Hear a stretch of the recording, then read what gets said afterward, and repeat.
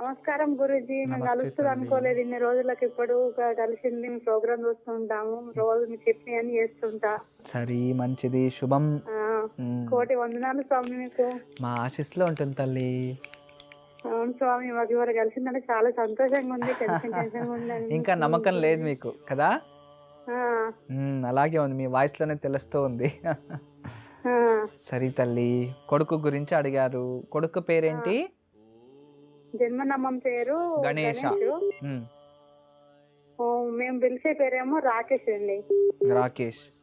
అవును గురూజీ. అంటే మీ అబ్బాయి ఉదయమా సాయంత్రమా జన్మించింది? ఉదయం ఉదయం కాదు గురూజీ, మధ్యాహ్నం. మధ్యాహ్నం దాదాపు 2 గంటలు కదా. అబ్బాయిది పేరు పైన ధనిష్టా నక్షత్రం మీరు చెప్పే ప్రకారం.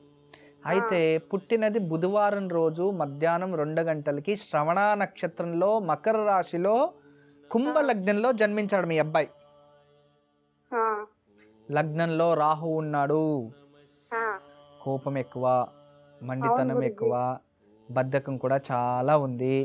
ఇంటి బయట అందరితో చాలా ప్రశాంతంగా ఉంటాడు. ఇంట్లో రోజు గొడవే పెట్టుకుంటాడు. అవును గురూజీ, మేము ఇంట్లో ఎంత శాంతంగా ఉంటామో ఆయనకు అంత కోపం ఉంది. జాతకంలోనే వచ్చేసింది. ఆ, ఏం చదువుకున్నాడు? ఎంబీఏ చేసిండు గురూజీ. ఏ ఉద్యోగం ఇంకా లేదు? ఉద్యోగం లేదు. మొన్నటిదాకా పశువుల మెడికల్ రిస్ట్ లో చేసిండు. ఇప్పుడు 6 నెలల నుంచి కొంచెం దాంట్లో ప్రాబ్లం బాగుందని వదిలిపెట్టిండు. మళ్ళీ అదే వేరే కంపెనీలో చూసుకుంటుండు. ఇంకా ఇటు పెళ్లి సంబంధం అని ఒక సంబంధం చూసినాము.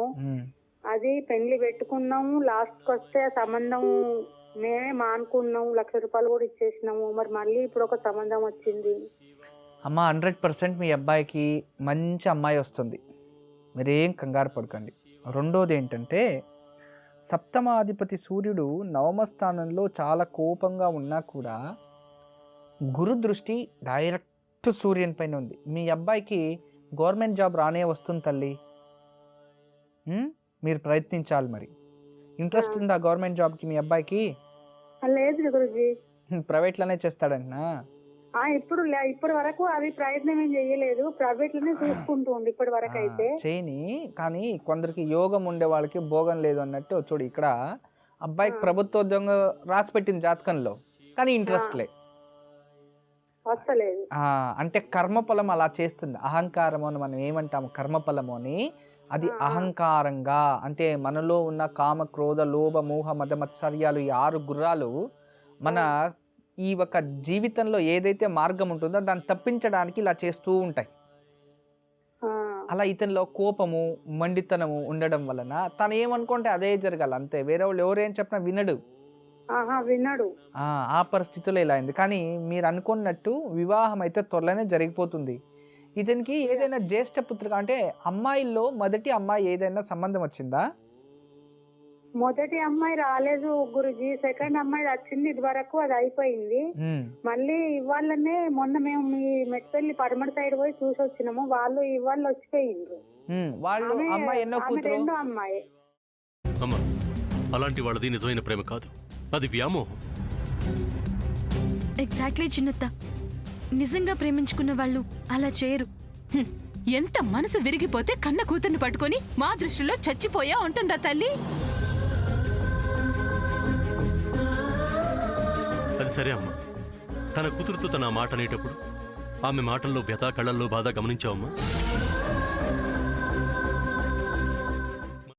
పెద్దబాబుకు బర్త్డే విషెస్ చెప్పు కూడా వెళ్ళాం కదా. ఊరికే ఎలా కాలిపోతుంది? మంట పెడితేనో పడితేనో తగలబడుతుంది.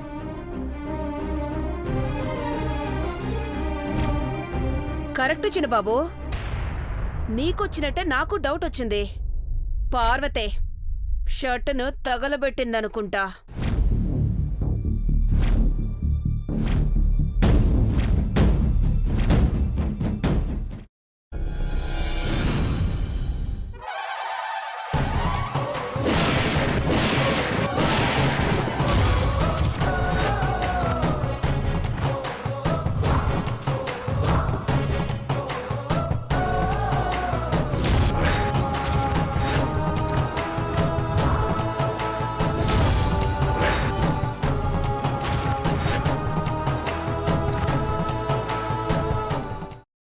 వేయించుకున్న తర్వాత పొట్టు తీసేసి చాప్ చేసి పక్కన పెట్టుకోవాలి.